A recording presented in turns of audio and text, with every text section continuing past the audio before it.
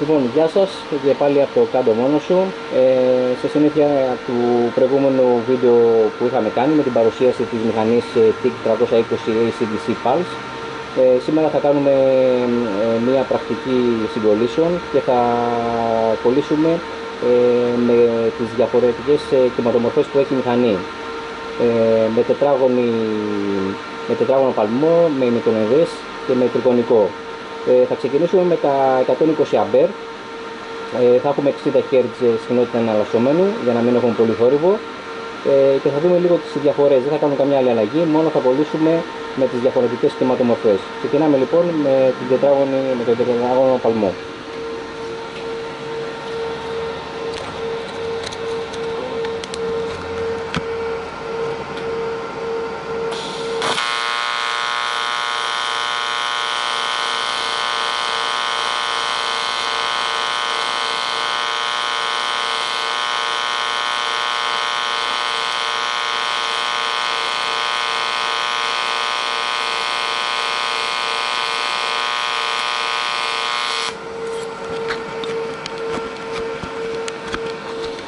Λοιπόν, εδώ βλέπουμε τώρα το γαζί μας που κάναμε με τον τετράγωνο παλμό και δεν θα αλλάξουμε κάτι άλλο. Το μόνο που θα αλλάξουμε είναι να πάμε στο ημιτονοειδές για να δούμε ακριβώς με τα ίδια αμπέρ, με 120 αμπέρ, τι γαζί θα βγάλουμε.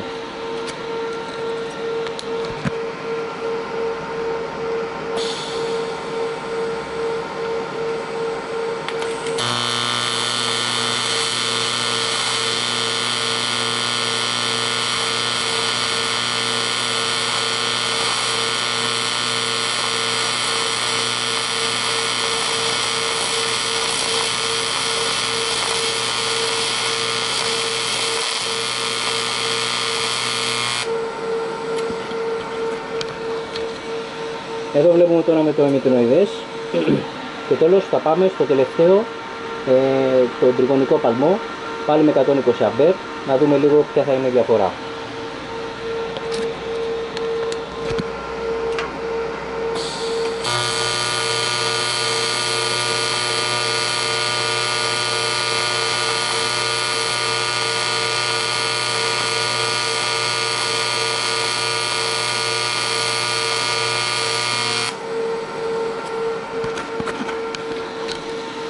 Λοιπόν, όπως βλέπουμε εδώ πέρα, στον τετράγωνο παλμό έχουμε λίγο μεγαλύτερη δύναμη του τόξου και είναι πιο πλατή το γαζί μας. Η μεσαία ημιτονοειδής κυματομορφή είναι όπως ήταν οι πρώτες μηχανές inverter, και είναι οι περισσότερες μηχανές χρησιμοποιούν αυτή τη κυματομορφή. Και τελευταίο έχουμε τον τριγωνικό παλμό, ο οποίος είναι ο παλμός που χρησιμοποιούμε σε πολύ υψηλά ελάσματα και σε δύσκολες θέσεις όπως κατεβατά, ουρανούς και σε θέσεις οι οποίες έχουμε αρκετά βαρύτητα.